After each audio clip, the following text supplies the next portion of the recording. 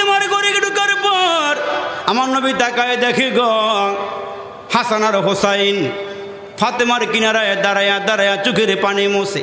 মুসলমান চেহারার মধ্যে মলিনতা। ফাতেমার দিকেও তাকায় দেখে ফাতেমার অবস্থা বড় খারাপ।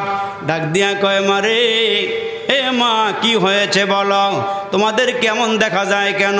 ফাতেমা ডাক দিয়া বলেন, নবী গো, ঘরের মধ্যে আজকে কয়েকদিন হয়ে গেল খানা নাই, চুলার মধ্যে আগুন জ্বালাইতে পারি না, ডেকসির মধ্যে কি দিব গো বাবা, ঘরের মধ্যে কোনো কিছুই নাই, এই জন্য আমাদের অবস্থা বড় খারাপ। আমার নবী ডাক দিয়ে বলেন, মারি দাঁড়াও দাঁড়াও। নবীজি ঘর থেকে বের হয়ে গেলেন, হাঁটি হাঁটি পা পা করে সামনে গেলেন। সামনে গিয়া দেখেন একটা ইহুদির খেজুরের বাগান, ইহুদি সামনে দাঁড়ায় আছে। আমার নবী ডাক দিয়া বলেন, চাচা আপনার বাগানে কাজ করার মতন কোনো লোক লাগবে নি বলেন। নবীজিরে দেইখা ইহুদি ডাক দিয়ে বলেন, কাজ করবো কে? কয় কাজ তো আমিই করুম। কয় তোমার চেহারার দিকে তাকায় তোমার এই কাজের লোক মনে হয় না, জোরে কন্যা সুবহানাল্লাহ। কয় না আমি কাজ করুম। ইহুদি ডাক দিয়ে বলেন, তাহলে শোনো, এই যে কুয়া দেখতে পাইতেছে কুয়া, বালতি ফালাইয়া পানি উঠাইয়া গাছের গোড়ায় গোড়ায় দিলে এক বালতি পানির বিনিময়ে তোমার 3টা খেজুর দেওয়া হবে। 3টা খেজুর তোমাকে দেওয়া হবে, তাই নাকি? কয় হ্যাঁ। কয় বালতির রশি আমার হাতে তুলে দেন। বিশ্বনবী রহমতের নবী বালতিটা হাতের মধ্যে লইয়া কুয়ার থেকে পানি উঠানি শুরু করে দিলে। পানি উঠাইতে উঠাইতে 8 বালতি পানি যখন উঠাইলেন, 9ম বালতি যখন কুয়ার মধ্যে ফালাইলেন, রশিটা ভিজে গিয়ে দুর্বল হয়ে গিয়েছে। রশিটা চিরে বালতিটা কুয়ার ভিতরে পড়ে গেল, রশিটা হাতের মধ্যেই রয়ে গেল। এই দৃশ্যটা দূরের থেকে ইহুদি দেইখা নিজের গোসা সামলাইতে পারে নাই। চিন্তা করতেছে, এই লোকটা যে আমার বালতিটা কুয়ার মধ্যে ফালাইয়া দিল, আর কোনো বালতিও নাই, এই বালতি কেমনে উঠাবো? রাগ করিয়া গোসা করিয়া বিশ্ব নবীরে চিনে নাই, মায়ের নবীরে চিনে নাই, দয়ার নবীরে চিনে নাই, যার খাতিরে আল্লাহ আসমান বানাইলো, যার খাতিরে আল্লাহ জমিন বানাইলো, ওই নবীকে চিনতে পারে নাই।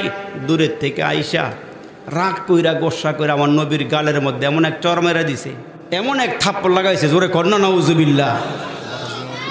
নবীজির গায়ে যখন গালে থাপ্পড় দিছে, আহারে মায়ার নবী উম্মতকে কি শিখায় গেছে। নবীজি বলছেন, তোমরা আমারে ফলো করো, আমার অনুসরণ করো, আমার অনুকরণ করো, তাইলে তোমরা আল্লাহ পেয়ে যাইবা। জোরে কোন সুবহানাল্লাহ। এখন যখন থাপ্পড় একটা মাইরা দিছে, ওই মুহূর্তে আমার নবী রাগ করে নাই। রাগ না করে বলে, চাচা আমাকে মারছেন, আপনার হাতে কি ব্যথা পাইছেন?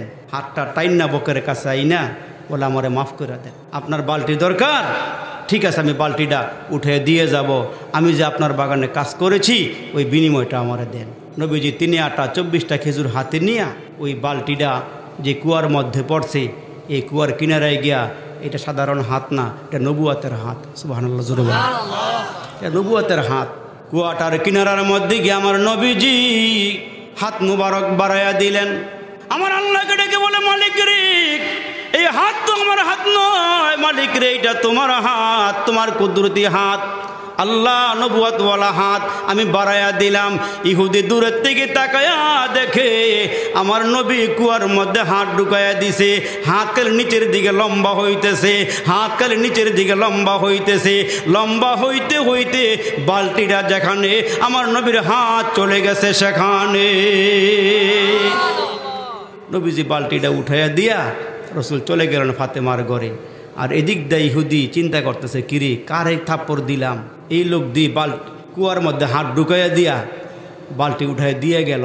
এখন তার ভিতরে একটু অনুভূতি আসছে, আমি কারে মারলাম, হাত টান দিয়া বুকের কাছে নিয়ে আমার মাফ করে দেন, আমার ক্ষমা করে দেন, আবার বালতি উঠাই দিয়া গেল, এটা কেমন লোক রে। আল্লাহু আকবার। দেরি করে নাই, হাতটা টান দিয়া আইনা ব্যাগের ভিতর থেকে চাকু নিয়া কবজি পর্যন্ত হাত কাইটা ফালাই দিয়া চিন্তায় পড়ে গেছে, এই লোকটারে আমার খুঁজা বাড়ি করতে হবে। এই কাটা হাত ব্যাগের ভিতরে লইয়া মোহাম্মদকে তালাশ করতেছে। খুঁজতে খুঁজতে ফাতেমার ঘরের সামনে গিয়ে দাঁড়াইছে।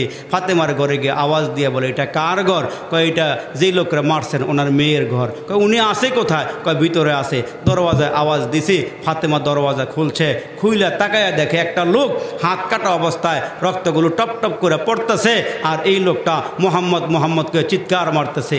যখন নবীজির সামনে আসছে, আসার পরে বলে, তুমি এখানে কেন আসছো? আমি বুঝতে পারি নাই, আপনার গায়ে একটা থাপ্পড় মারে দিছি, একটা চপেট আঘাত করছি গালে, আপনি আমারে মাফ করে দেন। হাত কাটছো কেন? যে হাত দিয়া তোমারে মারছি এই হাত আর রাখুম না। হাত কোথায় আছে?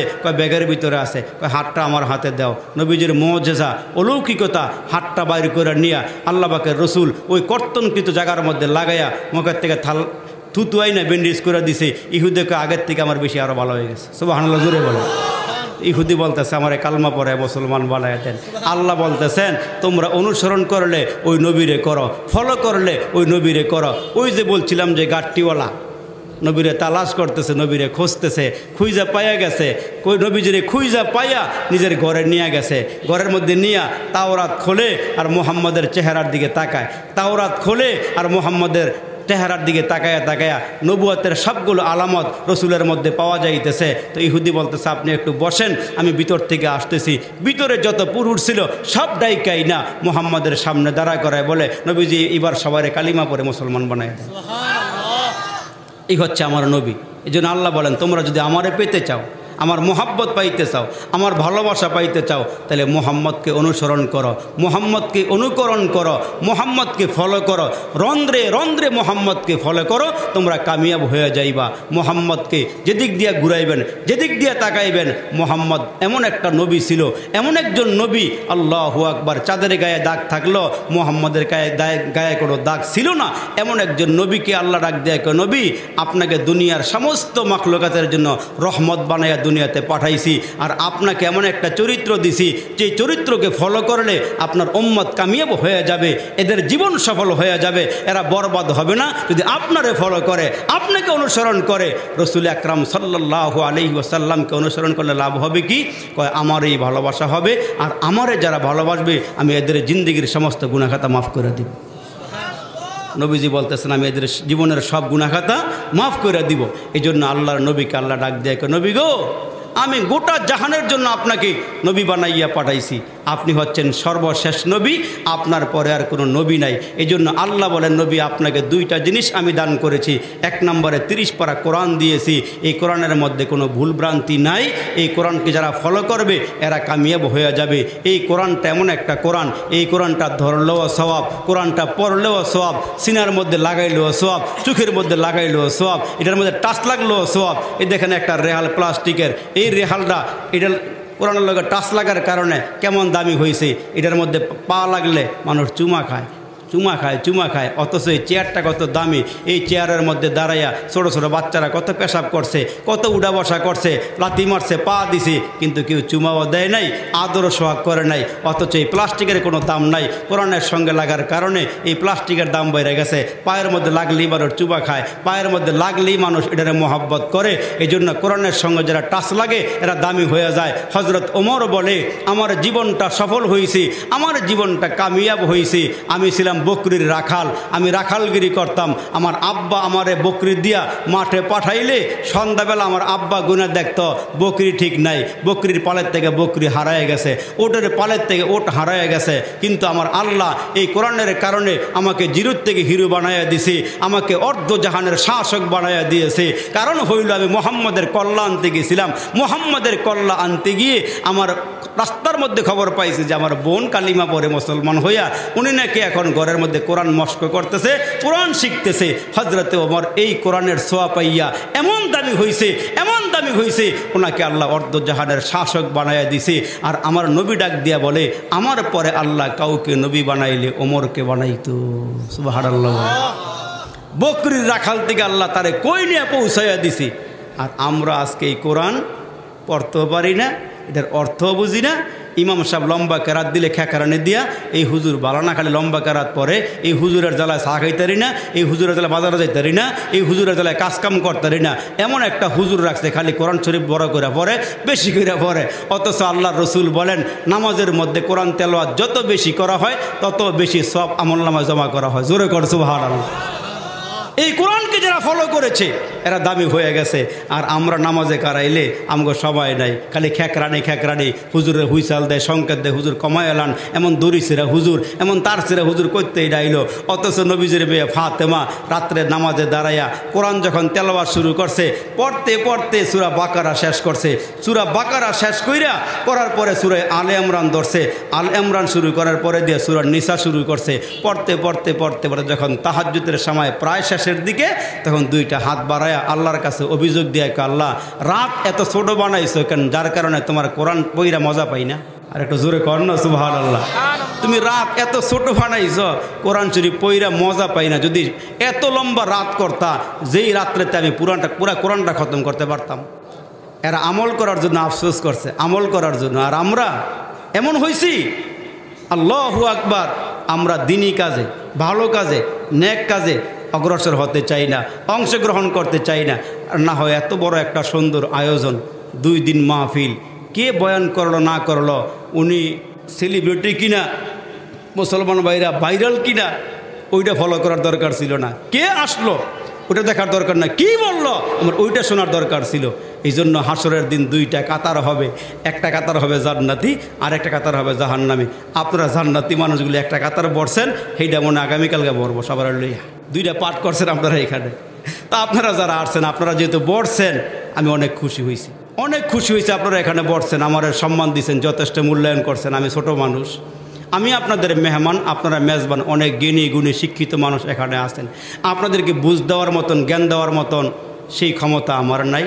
একটু মুজাকারা করলাম আপনাদেরকে সাথে নিয়ে, যে আমার নবীকে যারা ফলো করবে, কুল ইন কুনতুম তুহিব্বুনাল্লাহ, আল্লাহ বলেন হে রাসূল, যারা আমাকে ভালোবাসতে চায়, যারা আমাকে ভালোবাসে, এরা যেন আপনাকে ফলো করে, এরা যেন আপনাকে অনুসরণ করে, এরা যেন আপনাকে অনুকরণ করে। তার কারণ এরা আমারে পাইব না, আমার বিবি নাই, বাচ্চা নাই, ছেলে নাই, মেয়ে নাই, খাওয়া নাই, দাওয়া নাই, তাহলে এরা আমারে কেমনে ফলো করব, এরা আমারে কেমনে অনুসরণ করব। অথচ আমার নবী বিয়েও করেছেন, বাচ্চাও আছে, সংসার চালাইছেন, দেশও চালাইছেন, ইমামতিও করছেন, মেরাজও গেছেন, মদিনাতেও গেছেন, মক্কাতেও গেছেন। আমার নবী এভরিথিং কাজ করেছে। এই জন্য আল্লাহ ডাক দিয়ে, আমার নবীকে যারা ফলো করবে এরা আমারে ভালোবাসবে। জোরে করে সুবহানাল্লাহ। নবীকে ফলো করাই মানে আমাকে ভালোবাসা। এই জন্য নবীকে ফলো করতে হবে। সাহাবীরা নবীরে কেমন ফলো করে? আমার নবী রাতের বেলা তাহাজ্জুদে দাঁড়ায়, আবু বকর সিদ্দিক দেখে আমার নবী কেমনে তাহাজ্জুদ পড়ে, হযরত ওমর দেখে আমার নবী কেমনে তাহাজ্জুদ পড়ে, ওসমান গনি দেখে নবীজি কেমনে তাহাজ্জুদ নামাজ পড়ে। এগুলো দেখা এরা এগুলো সব শিখে নিয়েছে, এরা সব শিক্ষা ফলাইছে, এরা শিক্ষা নামাজও দাঁড়াইছে। আমার নবী মাঝে মাঝে টেস্ট করে দেখে এরা আসলে আমাকে ফলো করে কিনা, আমাকে অনুসরণ করে কিনা। তো নবীজি তাহাজ্জুদ নামাজ শেষ করে একদিন বের হয়ে ওমরের বাড়িতে গেছে, গিয়ে দেখে ওমর আবু বকর সিদ্দিকের বাড়িতে গিয়ে দেখে আবু বকর নামাজে খাড়াইছে, কোরআন শরীফ পড়ে আস্তে আস্তে কোরআন তেলাওয়াত করে। এই দৃশ্যটা দেখে নবীজির কাছে খুব ভালো লাগলো। একটু সামনে আগাইয়া গিয়া হজরত ওমরের বাড়িতে গিয়ে দেখে ওমর যে কোরআন শরীফ পড়তেছে, চেতা মেজাজের মানুষ, গরম মেজাজের মানুষ। কেমন গরম ওমর, কেমন গরম ছিল! আল্লাহু আকবার। আসলে উনি হকের পক্ষেই গরম ছিল, মিথ্যার পক্ষে না, হকের পক্ষেই গরম ছিল। নবীজির সঙ্গে হাইটা যায় রাস্তা দিয়া, হাঁটতে হাঁটতে আমার নবী সামনে গিয়ে দেখে একজন সাপুরিয়া বাক্সের ভিতরে সাপ লইয়া রাস্তা দিয়া যাইতেছে। আমার নবী জিজ্ঞেস করে, এই তোমার এই বাক্সের ভিতরে কি? বাক্সের ভিতরে কি? সাপুরিয়া বলতেছে, আমার বাক্সের ভিতরে সাপ। হযরত ওমর কিন্তু নবীজির সঙ্গে বলতেছে, ভাই একটু দেখাও না খুলে সাপটা কেমন। তো ওই মুহূর্তে সাপুরিয়া তো আমার নবীর আর চিনে না, বলতেছে সাপ বাইর করলে, সাপ ঢাকনা সরাইলে সাপ বের হয়ে যাবে। আমার নবী অনেক অনুনয় বিনয় করার পরেও সে সাপ দেখাইতে চায় না। হযরত ওমর পিছন দিক দিয়া চোখ গরম করে যখন ইহুদের দিকে একটা নজর দিছে, যখন দিছে, আল্লাহ পাকের রাসূল তাকায়া দেখে তার লুঙ্গি বিজ্জা পানি নিচের দিকে পড়তেছে। জোরে কন্যা আল্লাহু আকবার। নবীজি কয়, কি রে, কারবারটা হইল কি? লুঙ্গি ভিজলো কেন? আমার নবী পিছনে ছায়া দেখে ওমর এর দিকে একটা চাউনি দিছে। নবীজি বারবার বলতেছে, তুই ডাক্তারটা খুইলে আমার সাপটা দেখা। নবীরে দেখায় না কেন? মেজাজ গরম হয়ে গেছে। পিছন দিক থেকে চাউনি দিছে আর ইহুদি বড় বড় পেশাব করে দিছে। আমার নবী ডাক দিয়ে বলে, দেখাও না একটু? কয়, দেখা মোর শর্ত আছে, ওমরের একটু চোখটা অন্যদিকে ঘুরাইতে কর। সুবহানাল্লাহ সুবহানাল্লাহ। চোখটা একটু ঘুরাইবার কর। তো নবীজি পিছন দিক দিয়ে ফিরে কয়, ওমর তুমি একটু ঘুরো। হযরত ওমর ঘুরছে, দাঁড়ায় রয়েছে। ওমর, এবার খোলো। ওমর খাড়ায় থাকলে আমার ভয় লাগে, একটু বসতে কর। আল্লাহু আকবার। কিতাবের মধ্যে আসছে হযরত ওমরকে রসুল বসাইয়া যখন ঢাকনা সরাইছে, সাপ মাথা বাইর করে দিয়া মানুষের মতো কথা কয়, এই সাপুরিয়া, তুমি কি ওনাকে চিনো না? কয়, না চিনি না। কয়, উনি হচ্ছে হুয়া মুহাম্মাদুর রাসূলুল্লাহ সাল্লাল্লাহু আলাইহি ওয়াসাল্লাম, উনি আল্লাহর রসুল, উনি আল্লাহর পয়গম্বর। সাপুরিয়া কয়, দুধ কলা খাওয়ায় আমি সাপের, আমারে চিনে না, মোহাম্মদরে চিনে, সে আল্লাহর রসুল। কয়, হ্যাঁ। সাপুরিয়া সামনে দাঁড়ায় কয়, আর দেরি করেন না, সাপ যেহেতু আমরা আপনারা চিনা ফেলাইছে, আমারও চিনা দরকার, আমার কালমা পরে মুসলমান বানায় না। আল্লাহু আকবার। সেই ওমর কোরআন তেলাওয়াত করতেছে জোরে জোরে। এই দৃশ্যগুলো দেখে আমার নবীর খুব ভালো লাগলো। আমি আর বেশি লম্বা করুম না, 2-1 মিনিটের ভিতরে দোয়া করে দেবো। তো এখন আল্লাহর নবী, রহমতের নবী, সরকারে দু আলম নবী, মায়ার নবী মসজিদে গেলেন, ফজরের নামাজ পড়াইলেন, সালাম ফিরাইয়া আবু বকরকে কাছাকাছি ডাকলেন, ওমরকেও ডাকলেন। ডাকার পরে আল্লাহ নবী ডাক দিয়ে বলেন, আবু বকর, তাহাজ্জুদ নামাজের মধ্যে এত আস্তে আস্তে কোরআন শরীফ পড়লা কেন? আবু বকর ডাক দিয়া কয়, আল্লাহর নবী গো, ওগো আল্লাহর নবী, ওগো আল্লাহর পয়গম্বর, নামাজের মধ্যে আমি আস্তে আস্তে কোরআন তেলাওয়াত এই জন্য করেছি, আমার মালিক এমন একজন মালিক, উনি আস্তে কোরআন তেলাওয়াত করলেও শোনে। আল্লাহ তো আসতে বললো শোনে, এই জন্য আমি আস্তে করে তেলাওয়াত করছি। আমার নবী কয়, বেশি আসতেও না, বেশি জোরেও না, মধ্যম আওয়াজে নামাজের মধ্যে কোরআন তেলাওয়াত করবো। ওমরকে ডাক দিয়ে বলে, ওমর, তুমি নামাজের মধ্যে বেশি জোরে জোরে কোরআন পড়লা কেন? হযরত ওমর ডাক দিয়ে, আল্লাহর নবী গো, 2 কারণে আমি নামাজের মধ্যে জোরে জোরে কোরআন তেলাওয়াত করেছি। কয়, 2 কারণ কি কি বলো? ওমর ডাক দিয়ে, আল্লাহর নবী গো, আমি যত জোরে কোরআন তেলাওয়াত করি তত দূরে শয়তান ভাগিয়া যায়, 1 নম্বর কারণ। আর 2 নম্বর কারণ, আমার নিয়ত ভালো ছিল গো নবীজি, আমি চাইছিলাম জোরে জোরে কোরআন তেলাওয়াত করলে যেন আমার আওয়াজ শুই না আশপাশের মানুষের ঘুম ভাঙ্গা যায়, এরাও আমার মতো নামাজের মধ্যে দাঁড়ায় দাঁড়ায় কোরআন তেলাওয়াত করে। আমার নবী ডাক দিয়ে বলে, ওমর, তোমার দিল ভালো, মন ভালো, তবে নামাজের মধ্যে মধ্যম আওয়াজে কোরআন তেলাওয়াত কইরো। সাহাবায়ে কেরাম নবীজিরে ফলো করে, নবীর অনুকরণ করে, এরা আল্লাহর দরবারে দামি হয়ে গেছে, এরা আল্লাহর দরবারে পছন্দনীয় হয়ে গেছে। এরে নবীর উম্মতের দল, আমার নবীরে ফলো করতে হবে, নবীরে অনুকরণ করতে হবে। 1500 বছর আগে পরে আইসা আমরাও যদি ওই বিশ্ব নবীরে ফলো করি, নবীজিকে আমরা মানি, নবীজির চরিত্র আমরা ধইরা রাখি, আল্লাহ ডাক দিয়ে, নবী গো, আপনার মধ্যে রয়েছে আপনার উম্মতের জন্য গ্রহণ করার মতন উত্তম চরিত্র, আমরা যেন উত্তম চরিত্রটা গ্রহণ করতে পারে। এ মুসলমান বন্ধু, নবীকে ভালোবাসতে হবে, নবীকে মোহাব্বত করতে হবে, নিজের জানের যেমন নবীরে ভালোবাসতে হবে বেশি। কারণ রসুল ডাক দিয়ে বলেন, লা ইউমিনু আহাদুকুম হাত্তা আকুনা আহাব্বা ইলাইহি মিন ওয়ালিদিহি ওয়া ওয়ালাদিহি ওয়ান নাসি আজমাইন। রসুল ডাক দিয়ে দিয়ে উম্মতের আরে, নিজের জানের চেয়ে আমারে বেশি ভালোবাসবা, বিবির চেয়ে আমারে বেশি ভালোবাসবা, আব্বা আম্মার থেকে আমারে বেশি ভালোবাসবা, সন্তানদের থেকে আমারে বেশি ভালোবাসবা। সাহাবায়ে কেরাম নবীরে কেমন ভালোবাসছি একটু নমুনা শুনিয়া যান, ওই রকম করে আমাদেরকেও ভালোবাসতে হবে। রসুলে আরবি যখন মক্কা শরীফ থেকে হিজরত করে মদিনা শরীফে গেলেন, মদিনায় যাওয়ার পর রহমতের নবী মদিনার মধ্যে যাওয়ার পরে দিয়া, এ মুসলমান বাইরারি লোকেরা দলে দলে আসতেছে, মোহাম্মদ নবীর কোরআন তেলাওয়াত শুনতেছি, নবীজির চেহারা মুবারকের দিকে তাকাইতেছি। আহারে মায়ের নবীর চেহারা এত সুন্দর, আল্লাহ পাক রব্বে কারীম মোহাম্মদ নবীর চেহারাটা এত সুন্দর বানাইছেন, যে দেখে সেই পাগল হয়ে যায়। আহারে এত সুন্দর চেহারা, আবার কি জানি তেলাওয়াত করে, দিল মন কাইরা লয়ে যায়।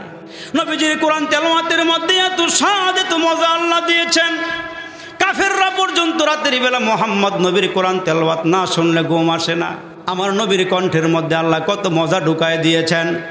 মোহাম্মদ নবী একদিন মসজিদে বসা, এমন সময় ছোট্ট একটা কিশোর ছেলে, নাম হলো তলহা বিন বরা, বয়স হলো 11 থেকে 13 বছর। ওই কিশোরটা আমার নবীজির দরবারে আসছে, তার বাড়ি হইল কুবা এলাকায়। মুসলমান বন্ধুরা রে, ওই কোবা এলাকায় তার বাড়ি। বয়স হলো 11 থেকে 13। এই কিশোর ছেলেটা নবীজির সামনে আইসা নবীজির সামনে দাঁড়ায়া আসি, দাঁড়ায়া বারবার নবীজির চেহারার দিকে তাকায়, বারবার নবীজির ফলো করি। দাঁড়াইয়া আমার নবীরে দেখে, নবীর চেহারার দিকে তাকায়, নবীজির বুক মোবারকের দিকে তাকায়, পুরা বডিটার দিকে তাকাইয়া তার নিকট বড় ভালো লাগছে, বড় পছন্দ হয়ে গেছে। ওই মুহূর্তে আমার নবী ডাক দিয়া বলেন, এ মিয়া তুমি কি চাইতেছ? আমি চাইতেছি আমি মদিনা এলাকার মধ্যে বসবাস করি, কুবা এলাকার মধ্যে বসবাস করি, কত মানুষের সঙ্গে আমার দেখা হয়েছে। ওগো মোহাম্মদ নবী, আপনার মতো এত সুন্দর চেহারা আমি ছোট্ট মানুষের নজরে কোনোদিন পড়ে নাই, এই জন্য আপনার চেহারার দিকে আমি বারবার তাকাই। নবীজি ডাক দিয়া বলেন, তুমি কি কালিমা পড়বানি? কালিমা পড়ার জন্যই তো আসছি, আমি আপনার কাছেই থাকতে চাই, আপনার কাছেই আমি থাকবো, আপনার সেবা করব। কয় না, তোমার আব্বা আম্মা আসেনি? কয় হ্যাঁ আছে। কয় কালিমা পরে চলে যাও, বাড়িতে চলে যাও, আব্বা আম্মার সেবা করো, আব্বা আম্মার চেহারার দিকে তাকাও, মায়ার নজরে তাকাইবা, দয়ার নজরে তাকাইবা, আব্বা আম্মার খেদমত করবা, আব্বা আম্মার চেহারার দিকে নজর দিবা, আব্বা আম্মা যা বলে তাদের কথাগুলো মানবা, তাদের কথাগুলো মানবা। আমি নবী ঘোষণা দিয়া দিলাম, ঘরের মধ্যে যাই আব্বা আম্মার চেহারার দিকে তাকাইলে আমার আল্লাহ প্রত্যেকবার তাকানিতে একটা কবুলি হজের সওয়াব আমল নামায় জমা করে দিবে। তালহা কালিমা পরে মুসলমান হয়ে বাড়িতে চলে গেল। কয়েকদিন পরে আমার নবীর দরবারে আবার আসছে। আয়েশা নবীজির সঙ্গে মুসলমানদের একটা সম্পর্ক তৈরি হয়ে গিয়েছে। পিছন দিক দিয়ে আল্লাহ নবীকে দুইটা হাত দিয়ে জড়াইয়া ধইরা নবীজির গালের মধ্যে চুমা খায়। সুবহানাল্লাহ, জোরে কন্যা আওয়াজ দিয়া। নবীজির কাছেও ভালো লাগে, নবীজির জড়াইয়া দইরা কপাল মোবারকে চুমা খায়, গালে চুমা খায়, আর কচি কণ্ঠে ডাক দিয়া কয়, নবী গো আমি আপনারে ভালোবাসি, নবী গো আমি আপনারে মোহাব্বত করি। ও নবীজি, আপনি কি আমারে ভালোবাসেননি? আপনি কি আমারে মোহাব্বত করেননি? নবীজির দিলটা নরম হয়ে গেছে, নবীজির চোখ মুবারকে পানি বের হইয়া ডাক দিয়া কয়, তালহা রে, তুই যেমন আমারে ভালোবাসস আমি পয়গম্বর তোরে ভালোবাসি। এই তালহা বিন বরা নবীর দরবারে আসলে আমার নবী একদিন ডাক দিয়ে কয়, তালহা রে, আমি জানতে চাই তুই তোর আব্বা আম্মার থেকে আমারে বেশি ভালোবাসস নাকি আব্বা আম্মারে বেশি ভালোবাসস? তালহা বিন বরা ডাক দিয়ে বলেন, নবীজি গো, আমার আব্বা আম্মারের জন্য আমার মা আমারে জন্ম দিয়েছে, তবে রসুল আমি সত্য কথাটা আপনারে বলি। কয় বলো? কয় নবীজি গো, আমি আমার আব্বা আম্মার থেকে আপনি রসুলকে বেশি ভালোবাসি। নবীজিকে একটু পরীক্ষা হয়ে যাক, তুমি তোমার আব্বা আম্মার থেকে আমারে কেমন বেশি ভালোবাসো? কয় নবীজি কি পরীক্ষা করবেন করেন। আমার নবী খাপের ভিতর থেকে তরবারিটা বের করে তালহা বিন বরার হাতের মধ্যে দিয়া কয়, তালহা রে, তুই যদি আমারে তোর আব্বা আম্মার থেকে বেশি ভালোবাসস তাহলে একটা কাজ কর, এই তরবারিটা হাতের মধ্যে নিয়া বাড়িতে যা, তোর আব্বা আম্মার কল্লাটা কাইটা, মাথাটা কাইটা, দেহ থেকে মাথাটা আলাদা করে আব্বার মাথাটা, মায়ের মাথাটা আমার দরবারে নিয়ে আসবি, তাইলে বুঝবো আব্বা আম্মার থেকে আমি নবীর তুই বেশি ভালোবাসস। ওই মুহূর্তে তালহা বিন বরা নবীজির তরবারি হাতে নিয়ে একটা দৌড় মারছে। কিছু পথ যাওয়ার পরে দিয়া আমার নবী ডাক দিয়া কয়, তালহা রে, আর যাওয়া লাগবে না, আর যাওয়া লাগবে না, বুঝো হয়ে গেছে তুই আমারে আব্বা আম্মার থেকে বেশি ভালোবাসস, আয় তাড়াতাড়ি করে আমার বুকে আয়, আমার বুঝো হয়ে গেছে তুই আমারে তোর আব্বা আম্মার থেকে বেশি ভালোবাসস। ওই তালহা বাড়িতে চলে গেল। অনেক দিন হয়ে গেল, কিশোর সাহাবাটা নবীজির সঙ্গে দেখা করে না, নবীজির দরবারেও আসে না। কারণ হইল ওই বাচ্চাটা অসুস্থ হয়ে গেছে, কিশোর ছেলেটা অসুস্থ হইয়া বিছানার মধ্যে পড়ে গেছে, আর আসতে পারে না, নবীজির দরবারে আসতে পারে না, হাঁটতে পারে না, চলতে পারে না, এই জন্য আসতেও পারে না। আমার নবী একদিন ডাক দিয়ে বলে, সাহাবীরা রে, ওই যে কোবা এলাকার যুবকটা, কিশোরটা আমার সঙ্গে দেখা করে, আমারে ভালোবাসে, আমিও তারে ভালোবাসি, সে কেন আসে না? খবর নেও না। সাহাবায়ে কেরাম খবর নিয়া জানতে পারলো ওই কিশোর ছেলেটা অসুস্থ হয়ে বিছানায় পড়ে গেল। আমার নবী ডাক দিয়ে বলেন, সে কি দাঁড়াইতে পারে না, উঠতে পারে না। সাহাবারা ডাক দিয়া কয় নবী গো না, সে দাঁড়াইতে পারে না, উঠতে পারে না। আমার নবী একদিন চলে গেল ওই তলহার বাড়িতে, দরওয়াজার মধ্যে গিয়ে আওয়াজ দিল। তলহা উঠতে চায়, দাঁড়াইতে চায়, দাঁড়াইতে পারে না। নবীর সঙ্গে মুসাফা করতে চায়, হাত বাড়াইতে পারে না, এমন অসুস্থ হয়ে গেছি। আমার নবী কাছে গিয়া বসে। আমার নবীজি তাকায়া দেখে তলহার চোখের কোণার মধ্যে মোহাব্বতের পানি ঝরতেছে। দুইটা চোখ দিয়ে ঘুরে ঘুরে পানিগুলো পড়িক। আমার নবী ডাক দিয়া বলেন তলহা তোমার কি হয়েছে? কয় নবীজি আমার মনে হয় আমি আর বাঁচব না। ওগো নবীজি আপনি আমারে ক্ষমা করে দিয়েন, আপনি আমারে মাফ করিয়া দিয়েন। তবে নবীজি আপনার আমি ভালোবাসি, আপনি আমারে ভালোবাসেন। আমার নবী তার অবস্থা দেখা তার আব্বাকে ডাক দিয়ে বলেন এ তলহার বাবা তুমি একটু নীরবে নির্জনে আসো, তোমার সঙ্গে আমার কিছু কথা আছে। আমার নবী তলহার আব্বারে দূরে নিয়া কথা বলতেছে আর বলে আমার মনে হয় তোমার সন্তানটা আর বেশি দিন বাঁচবে না। তবে শুনিয়া রাখো, তোমার সন্তান মারা গেলে আমি নবীরে খবর কইও, আমি নবী নিজে আসব, আমি তারে গোসল দিব, কাফন পরাবো, আমি নবী তার জানাজা পড়াইয়া আমার নিজ হাত দিয়া তারে কবরের মধ্যে রাইখা মাওলার দরবারে দোয়া করবার লাগু। আমি তলহার ওপরে রাজি, তুমিও রাজি হয়ে যাও। এই ঘোষণা দিয়ে আমার নবী বিদায় হয়ে চলে আসলেন। তলহা নিজের আব্বাকে ডাক দিয়ে কে বাবা গো আমার নবী কি বইলে গেছে শেষ কথাটা আমারে শোনাও। আব্বা শোনাইতে চায় না, কয় না না বলো আমার নবী কি বইলে গেছে। তলহার আব্বা ডাক দিয়ে বলেন আরে তলহা রাসূল বলে গিয়েছে তুই যদি মারা যাস আমার নবীরে খবর দিতাম, জানাজা আমার নবী তোরে পড়াইব, নিজের হাত দিয়ে কবরে নামাবি। এই খাবারটা দেওয়ার জন্য আল্লাহ রসুল আমাকে নীরবে ডেকেছিল। দেখেন ছোট্ট কিশোর তলহা আব্বারে কি কয় শুনেন। ওই তলহা ডাক দিয়া কে আব্বা আমি যদি রাতের বেলা মারা যাই আমার নবীরে খবর দিও না, কারণ আমার নবীর বাড়ি থেকে আমার বাড়ি পর্যন্ত আসতে দুই দিকে ইহুদিরা বসবাস করে। এই মদিনার মধ্যে ইহুদিদের মতন বড় দুশ্মন আমার নবীর আর কেউ নাই। রাতের বেলা আমার নবী যদি আমার মৃত্যুর খবর পায় তাহলে বিশ্ব নবী আমার মোহাব্বতে চলে আসবে। আর ওই মুহূর্তে কাফেররা যদি ইহুদিরা যদি আমার নবীকে নির্জনে পায় আর যদি দুনিয়া থেকে বিদায় করে দেয়, আমার নবী আমার জন্য মারা যাবে, আমার নবী দুনিয়াতে বিদায় হয়ে যাবে। হাসরের কঠিন ময়দানে আল্লাহর সামনে দাঁড়ায় আমি কি জবাব দিব? অতএব আমি রাতের বেলা মারা গেলে আমার নবীরে খবর দিও না, দিনের বেলা মারা গেলে আমার নবীরে খবর দিও। এ মুসলমান আশিক রাসূল কারে কয় ওই তলহা রাতের বেলা মারা যায়, ওই কিশোর তলহা রাতের বেলা মারা গেলে পরে ছেলের ওসিয়ত অনুযায়ী নবীজিকে আর খবর দেয় নাই। আব্বা কিছু মানুষ লইয়া জানাজা পড়াইয়া তারে দাফন করে দিলেন। কয়েকদিন পরে আমার নবী ডাক দিয়া কয় সাহাবীরা রে তলহার খবর কি একটু বলো। সাহাবীরা ডাক দেয়া কে নবী গো রাতের বেলা তলহা মারা গেছে, এই জন্য আপনারে খবর দেওয়া হয় নাই। মুহূর্তের মধ্যে আমার নবী তিনবার ঘোষণা দিয়া কয় আও যাবাত তলহা, আও যাবাত তলহা। তলহার জন্য আল্লাহর জান্নাত ওয়াজিব হয়ে গেছে, তলহার জন্য আল্লাহর জান্নাত ওয়াজিব হয়ে গেছে, তলহার জন্য আল্লাহর জান্নাত ওয়াজিব হয়ে গেছে।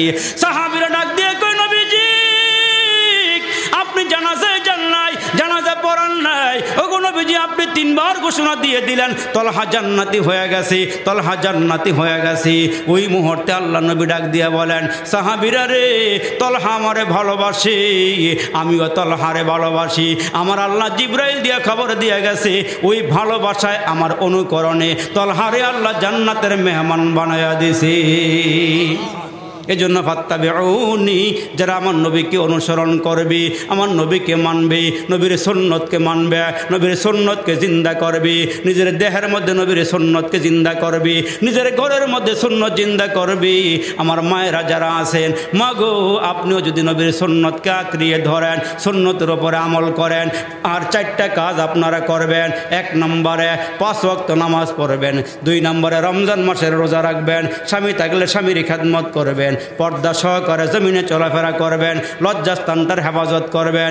এই কয়েকটা কাজ যে নারী করিয়া মারা যাবে, আমার আল্লাহ ওই নারীগুলো মরতে দেরি হবে, আল্লাহর জান্নাতে যাইতে দেরি হবে না।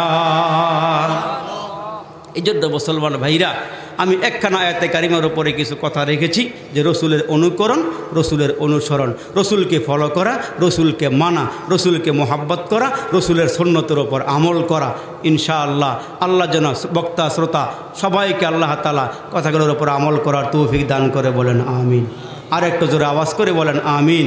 আগামীকালকে ইনশাআল্লাহ, আজকে যারা আসছেন আগামীকালকে নিজেরাও আসবেন, অন্য ভাইকে দাওয়াত করে নিয়ে আসবেন। অনেক বড় একজন ওয়াইজ আপনাদের সামনে আগামীকালকে আসবে। গত বছর নাকি মাগরিবের পরে ওয়াজ করে চলে গেছিল, এই বছর মাগরিবের পরে না। রব্বানা ফাগফির লানা যুনুবানা ওয়া কাফির আন্না সাইয়্যাতিনা ওয়া তাওয়াফানা মাআল আবরার। يا أول الأولين يا آخر الآخرين يا ذا القوة المتين يا أرحم الراحمين يا أرحم الراحمين يا أرحم الراحمين اللهم إنا نجعلك في نحورهم ونعوذ بك من شرورهم فليناديو রে মালিক ফেলিয়ানাদিও, গুনাহ যত করেছি আমরা ক্ষমা তুমি করিও। মাফ করে দাও রে মালিক, মাফ করে দাও, গুনাহ যত করেছি আমরা ক্ষমা তুমি দাও। বেগুনা পাঠাইছো রে মালিক, গুনাহ নিয়া যাব কবরে হাসরে তোমায় কেমনে মুখ দেখাবো। বান্দা আছে বন্দেগি নাই, শেষ করেছি জিন্দেগি।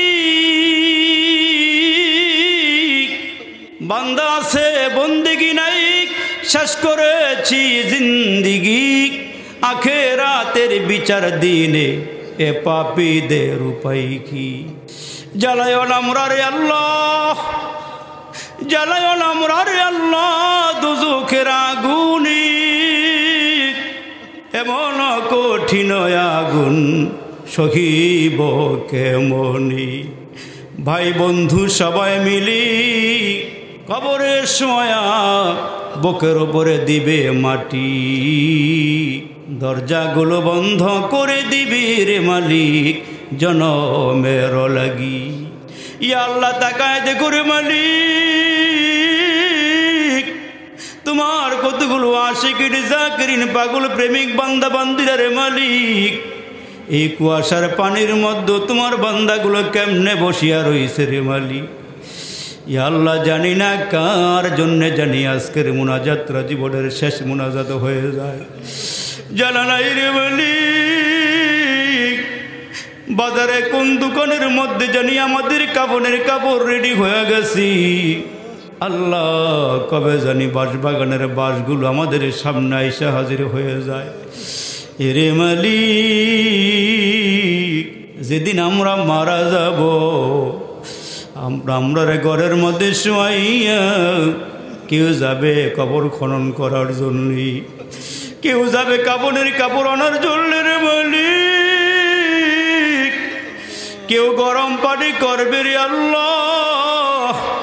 আমার বাবাজিরা, আমার ভাইরা, এ মুরব্বীরা, আমার কলিজার টুকরা যুবকেরা রে, যারা মাহফিলটার মধ্যে বসিয়া রইল, এ বাবা জানি না কার জন্যে জানি আজকের মুনাজাতরা জীবনের শেষ মুনাজাত হয়ে যায়। এই মাহফিল থেকে উঠিয়া ঘরে যাইতে পারবো জানা নাই। আহারে না জানি এখনই আমরার সামনে মালাকুল মউত দাঁড়ায়া যায়। এরে মাবুদ, বাবাজিরা কেমনে বসিয়া রইল রে আল্লাহ, যুবকেরা মাহফিলটা সারিয়া যায় নাই।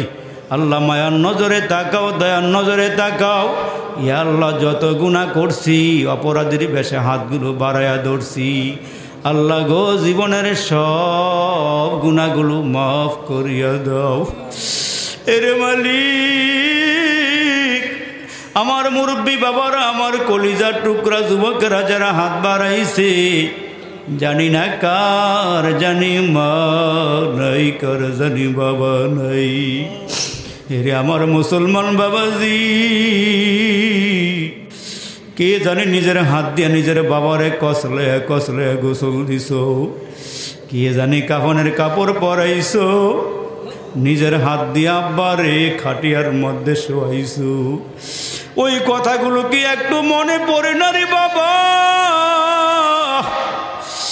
আরে তাকায় দেখো, এই মাহফিলটার মধ্যে নিজের বাবার চেহারার মতো কোনো মানুষ নাই, প্যান্ডেলের বাহিরেও নাই, ভিতরেও নাই, নিজের বাবার মতো কোনো মানুষ দেখলাম না। আল্লাহ গো, কে জানি বাবা হারাইছি।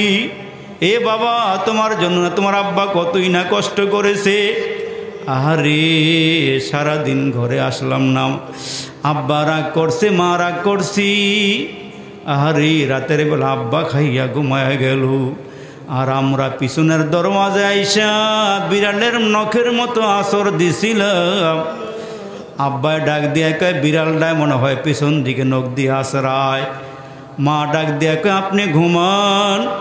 মা জানে পিছনে বিড়াল আসে নাই, সন্তানটা আইসা আসর মারতেছি।